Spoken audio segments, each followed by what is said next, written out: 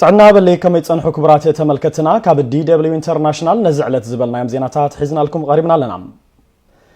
حافشاو هوسبيتال معارج وردات أقدم مندر أوررا بوتا درات فاشيشت أبي أحمدن تسفحفات حيلتات تمكحتي أمحران ملؤ نملؤ عانيو كاب أقل قلوت وطاكم زخنة تحبيرهم أب مفلمتا اتورار نبرت حافشاو هوسبيتال معارج مبزحتيو تسارعو ناب كل الأمحرا كم ستوسد زحبرو أبت كل اللي يسرحو زنبرو وجنات ات هوسبيتال أقلقلوتو ملؤ نملؤ كم زقارتن لعل 4 أوارح كم زجبرن تزاريبو ملوم قدمتي قبل على حزب تግራይ ዝተአወጀ ጨፍጫፍ መድኃኒትን ካልኦት ናውትታትን እተሓፈሻው ሆስፒታል ሙሉእ ዕድጊት ከም ዝተፈጸመ ዝገለጹ እቶም ሓበሬታ ዝሃቡና ወገናት እቶም ጸላእቲ እዚ ናይ ጁንታ ሆስፒታል እዩ ኢሎም ንብረቱ ክበታተን ከም ዝገበርዎ ኣመላኺቶም ኣለዉ ልዕሊ 180 ገዛውቲ ነባራት ተጋደልቲ ጣብያ ደደቢት ብሓዊ ከም ዝተቃጸለን ልዕሊ 100 ዝኾኑ ነባራት ተጋደልቲ ድማ በተስፋሕፋሕቲ ሓይልታት ትምክሕቲ ኣምሓራ ከም ዝተረሸኑን እቶም ሓበሬታ ዝሃቡና ወገናት ገሊጾም ኣለዉ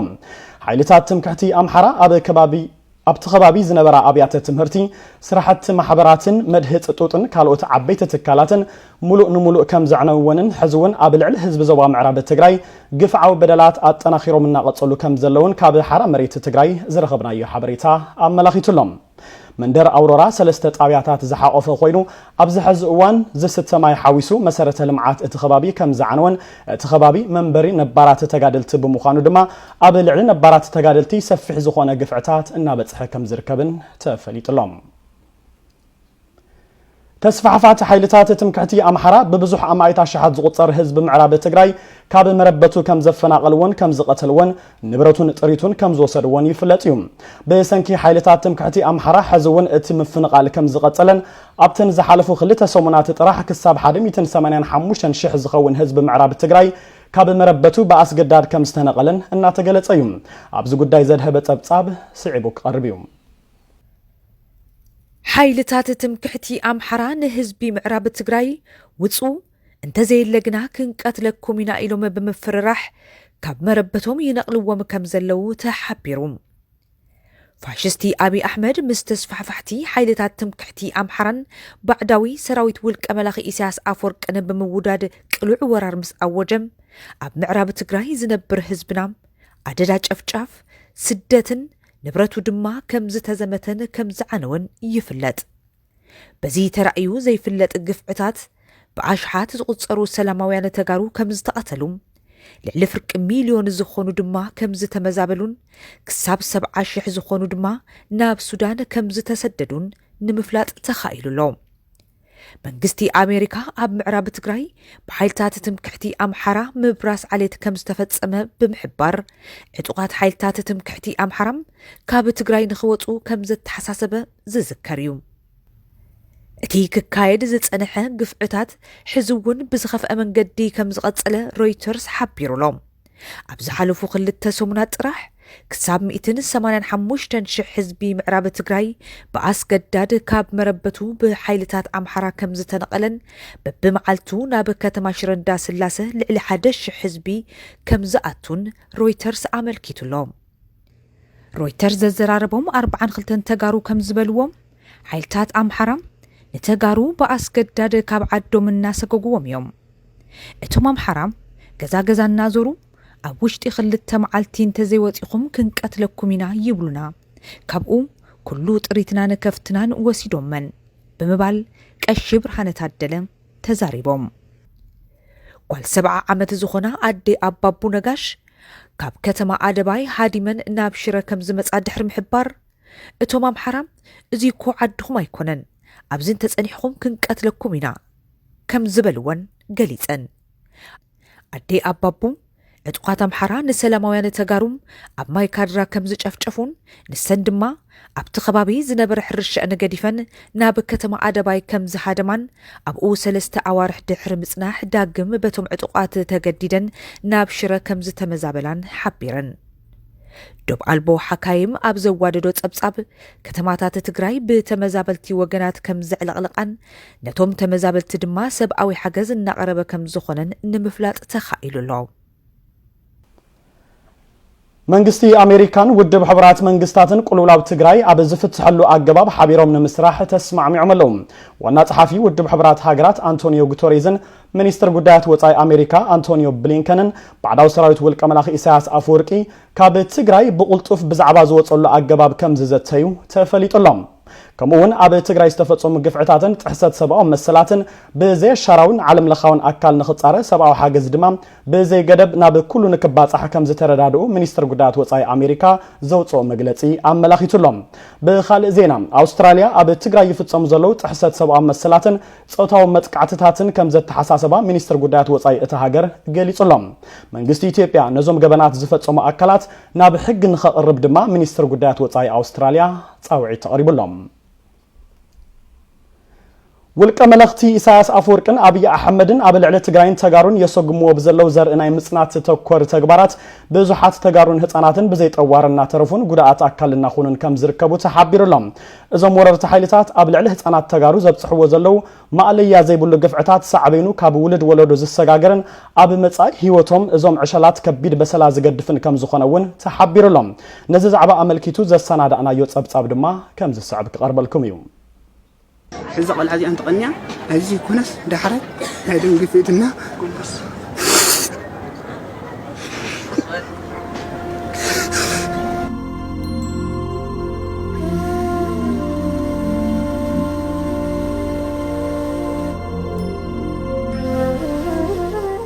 كسيفيليان دامج جاتي عايزو كفتنيا تنكاك يتدرجوال بيتم عالم وجيا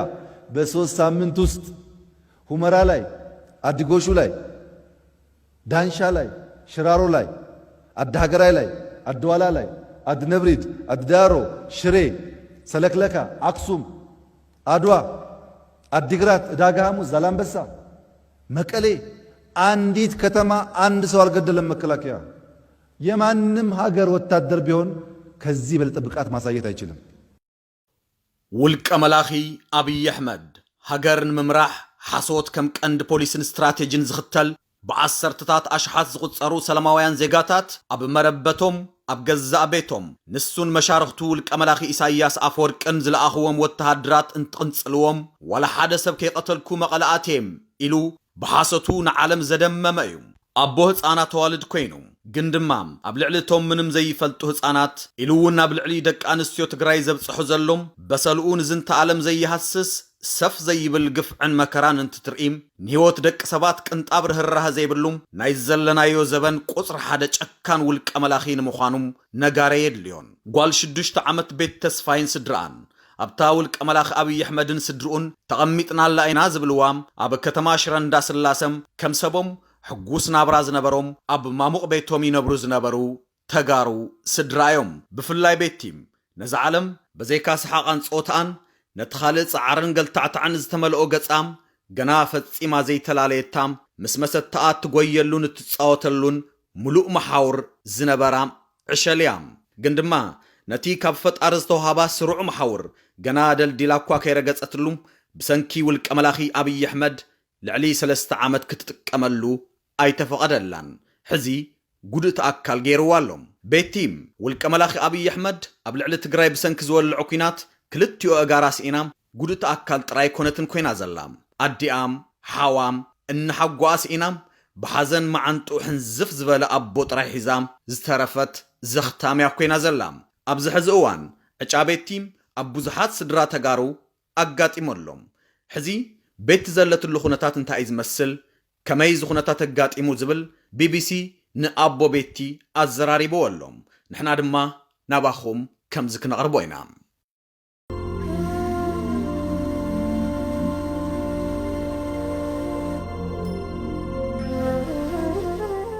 شموي تسفاي موجة قرمدين يبهل أنا زنوركو شرعي نيري تاو بيتساوي نمتياق إلى مسكركو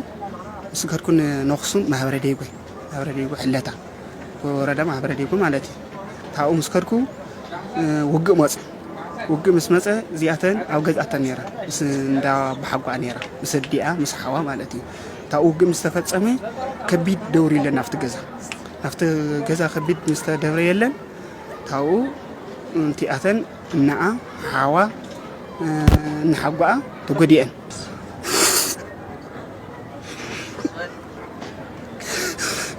زي أجنا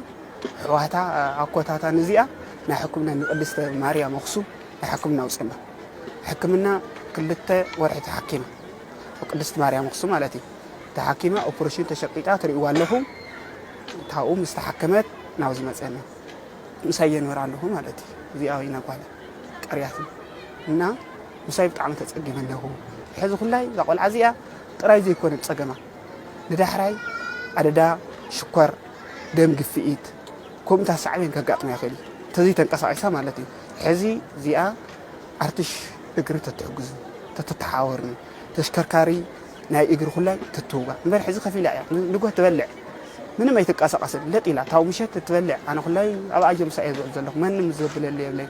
حفتاي ولا حوايا ولا من حقوا يلا من أي ولا ريهم زقال عزي أمساي لا خدت انتس بتشكركاري انتس إجري تتصور حلا قسنا ولا سلة تخيل مساي انتس صريح هدية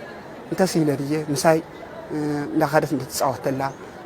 دابون ترخيبة دابو خبلعة انجران ترخيبة انجران خبلعة مساي كتبل كتشكركار إجري صرح لا أرتش يزم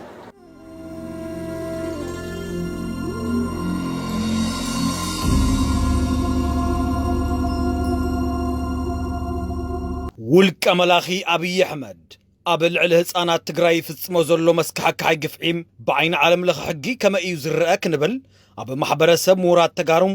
ኣባል ጉጅለ ክፍሊ ሕጊ ኣይተ ገብረ ሕይወት ሓዱሽ ሓቲትናዮም ኣለና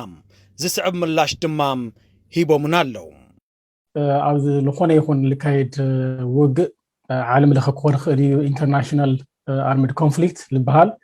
ወይ ድማ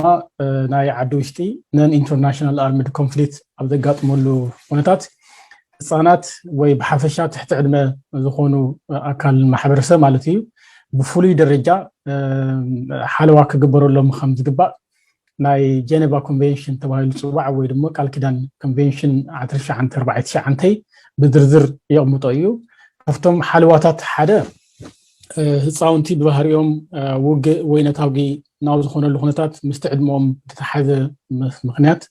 ናፍቲ ናብ ባዕሉ እውን ክኸዱሉ ዝኽእሉ ዕድል ስለ ዘሎ ብፍሉይ መንገዲ ተሓልዮም ናብ ጥቕዓት ዘይክበፅሕሎ ዘይኽእል ቦታ ወይ ኣካሎም ክሕለየሉ ዝኽእል ኩነታት ክፍሉ ናብ ዝተፈለየ ዞባ ወይ ናብ ዝኾነ ቦታ ዝተፈለየ ቦታ ክወሰዱ ከም ዘለዎም እዩ ዘቕምጥ ኣብ ተወሰድዎ ኣብ ትረኸብሉ እውን ብፍሉይ ሓለዋን ክምካቤ ክግበረሎም ከም ዝግባእ እዩ እቲ ናይ ጀኔቫ ኮንቬንሽን ወይ ናይ 1949 ቃል ኪዳን ጀኔቫ ዝበሃል ህፃውንትን ትሕቲ ዕድመን ዘለው ኣመልኪቱ ብፍሉይ ደረጃ ሓለዋ ክግበረሎም ከም ዝግባእ እዩ ዝገልጽ ማለት እዩ ስለዚ ሕዚ ዘጋጥም ዘሎ ትግራይ ናይ ውሕዳት ቆልዑ ወይ ህፃውንቲ ብቪድዮ ተደጊፉ ብፅናዓት ተደጊፉ ዝቐረበ ከም ዘሎ ኮይኑ ብዙሓት ህፃውንቲ ግዳይ ትኹናት ብቀጥታ ግዳይ ኩናት ዝኾኑሉ ኣካሎም ዝጎደሉሉ ገለገሊኦም ድማ ብሂወት ዝሰኣናሉ ኩነታት እዩ ዘሎ ስለዚ እቲ ተቐሚጡ ዘሎ ናይ 1949 ጀኔቫ ኮንቬንሽን ልጥሕስ እዩ ከዚ ኩነታት ተፈጢሩ ዘሎ እዚ ድማ ብሓደ ወገኑ ዎር ክራይም ንብሎ ወይ ድማ ገበን ኩናት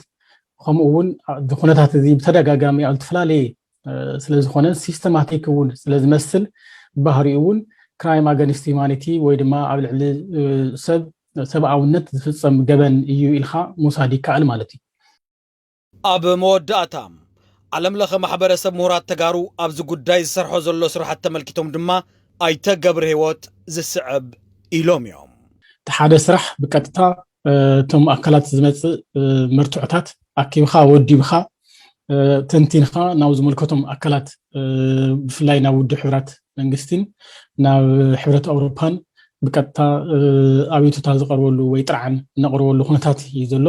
ስለዚ ስራሕታት ይስራሕ ኣለዉ እዮም ግን ናይ ኩሉ ህዝቢ ትግራይ ብሓፈሻ ጠቕላላ ናይ ኩሉ ሰብ ድጋፍ ሕዚ እውን ብፍላይ ሰነዳት ኣብ ምስናድ ኣብ ምምዝጋብ ከይርስዑ ከይጠፍኡ ኣብ ምምዝጋብ ብቐሊሉ ክውሰድ እውን ስለዝኽእል ክጠፍእ መርትዖታት ክጠፍኡ እውን ይስራሕ ስለ ዘሎ ኩሉ ሰብ ብዝኻበለ መጠን ክፅሕፍ ክምዝግብ ናብ ዝምልከቶ ኣካል ከብፅሕ በዚ ኣጋጣሚ ክገልጽ ይደሊ ማለት እዩ ፋሽስት አብይ አሕመድ ኣብ ልዕሊ ትግራይ ኩናት ብምእዋጅ የሰጉሞ ዝነበረ ሕሶታት እናተቃልዐ ከም ዝኾነ ተገሊጹሎም አቪኒር ዝተባሃለ ጋዜጣ ጣልያን ፋሽስት አብይ አሕመድ ምስ ሰራዊት ውልቀ መላኺ ኢሳያስ አፈወርቂ ብምዃን ኣብ ልዕሊ ትግራይ ኩናት ብምእዋጅ ማዕለያ ዘይብሎም ግፍዕታት ከም ዝፈጸመን ሰራዊት ኤርትራ ድማ ናብ ትግራይ ኣይኣተወን እናበለ ከም ዝጸንሐን ሓቢሮም ይኹን ዳምበር ፋሽስት አብይ አሕመድ ንኹሎም መራኸብቲ ሓፋሻት ኢሉን መንገድታት ብምዕጻው ክፍጽሞም ዝጸንሐ ግፍዕታትን ነቶም ሽምጥጥ ኣቢሉ ክሒድዎም ዝጸንሐ ሰራዊት ኤርትራ ናብ ትግራይ ምእታው ዓለም ከም ዝፈለጦን ጋዜጣ አቪኒር ኣመላኺቱሎም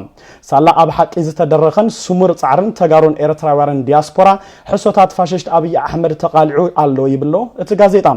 ፋሽስት አብይ ንሰላምን ማሕበረሰባዊ ለውጥን ጠጠው ዝበለ መራሒ ብምምሳል ሽልማት ኖቤል ረኺቡ ነይሩ ሓቀኛ መንነቱ ግና ኩናት ዘሰጉምን ሰላማውያን ሰባት ዝጭፍጭፍን ውልቀ መላኺ እዩ ዝበለ እቲ ጋዜጣ ኢሳያስ አፈወርቂ እውን ስልጣን እንትትሕዝ አፍሪካዊ ቾኮቬራ ይበሃል ከም ዝነበረን ድሓር ግና በቲ ጨካን ተግባራቱ ዕሉል ውልቀ መላኺ ምዃኑ ከም ዝተፈለጠን ኣረዲዩሎም እምባርከስ ዝኸበርኩም ተመልከትና ካብ DW ኢንተርናሽናል ነዝዕለት ዝበናዮም ዜናታት እውን ኣብዚ ዛዚምና ኣለና ስለምክትታልኩም ኣመስግና ክንፍለየኩም ትግራይ ትስዕር ሰላም